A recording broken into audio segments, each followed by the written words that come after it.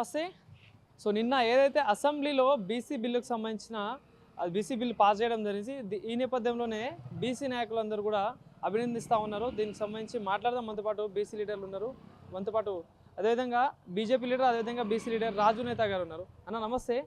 So ఎట్లా sir నిన్న అసెంబ్లీలో బీసీలకు సంబంధించి బిల్లు కూడా పాస్ చేయడం జరిగింది. ఎప్పటి నుండో బీసీలకు ప్రాధాన్యత తగ్గుతూ ఉంది, బీసీల హక్కుల కోసం కొట్లాడుతూ ఉన్నారు. సో న్యాయం జరిగిందని భావిస్తున్నారా? ఈరోజు నిన్న అసెంబ్లీలో జరిగినటువంటి దృశ్యాలను ఒకసారి పరిశీలన చేస్తే, ఈయన సీఎం అంటే చీఫ్ మినిస్టర్ లెక్క లేడు, కన్ఫ్యూజింగ్ మినిస్టర్ లెక్క ఉన్నాడు. కన్ఫ్యూజింగ్ మినిస్టర్ అంటే తెలుసు కదా.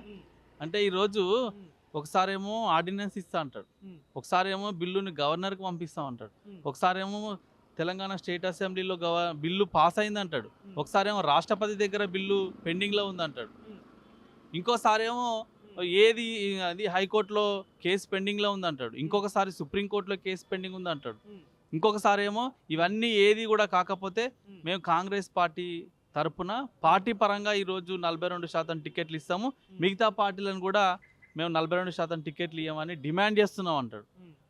అంటే దీన్ని అంతా బట్టి చూస్తే మీకు అర్థమవుతుందా, he's not a chief minister, he's a confusing minister.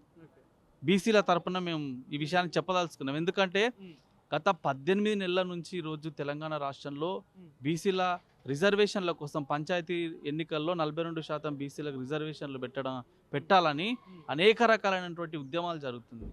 మా గౌరవ ఎంపీ గారు, జాతీయ బీసీ సంక్షేమ సంఘం అధ్యక్షులు, బీజేపీ రాజ్యసభ సభ్యులు ఆర్ కృష్ణన్న గారు ఆధ్వర్యంలో అనేక రకాలైనటువంటి పోరాటాలు గత 50 ఏళ్ల నుంచి బీసీలకు అన్యాయం జరుగుతుంది, విద్య ఉద్యోగాలలో, ఆర్థికంగా, రాజకీయంగా, అన్ని రకాలుగా, ప్రమోషన్లలో, ట్రాన్స్ఫర్లలో, తర్వాత రియంబర్స్మెంట్ల విషయంలో, ఫీజుల విషయంలో, అన్నిట్లలో మాకు అన్యాయం జరుగుతుందని చెప్పేసి ఈరోజు ఆర్ కృష్ణ ఆధ్వర్యంలో అనేక పోరాటాలు జరుగుతున్నాయి.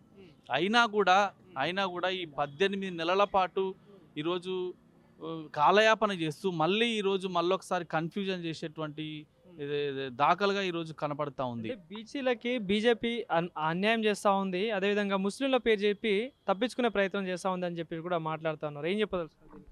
అరే నాయన, నేను చాలా క్లియర్గా చెప్పిన, గతంలో ఏం చెప్పినా, 42% రిజర్వేషన్లని ఇస్తామని చెప్పిన కామారెడ్డి డిక్లరేషన్లో.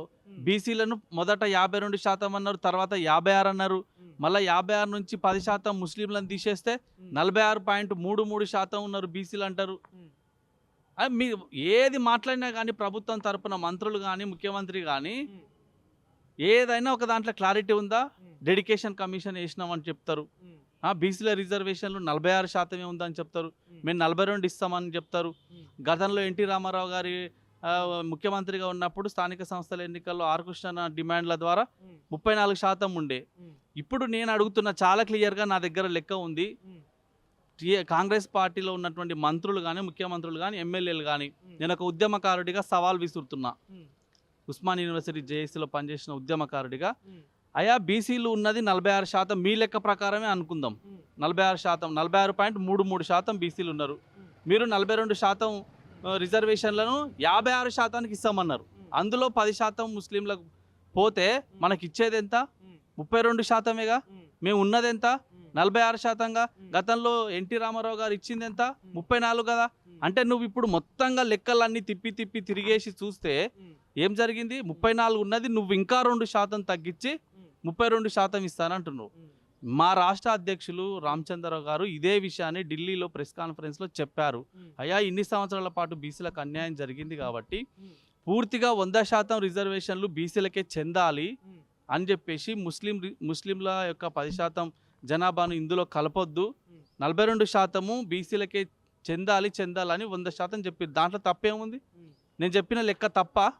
ఇప్పుడు బీసీలకు ఇన్ని రోజులు అన్యాయం జరిగింది, మళ్ళీ వీళ్ళు చేస్తున్నటువంటి లెక్కల ప్రకారం, వీళ్ళు ఎంచుకున్న పంతా ప్రకారం మళ్ళీ అన్యాయం జరుగుతుంది అంటున్నాం. కాబట్టి ఈరోజు చివరగా నిన్న అసెంబ్లీలో చాలా పెద్ద ఎత్తున చర్చ జరిగింది, మంత్రులందరూ కూడా డిబేట్లో పాల్గొన్నారు. చివరగా ప్రభుత్వం ఏ నిర్ణయం తీసుకుంది? ఈరోజు జీవోను విడుదల చేసి, జీవోను ఒక గవర్నమెంట్ ఆర్డర్ ద్వారా ఈరోజు స్థానిక సంస్థల ఎన్నికల్లో 42% రిజర్వేషన్లు బీసీలకు పెడతామని చెప్పింది. అది కూడా అమలు అవుతుందో కాదో స్టిల్ వీ హ్యావ్ డౌట్.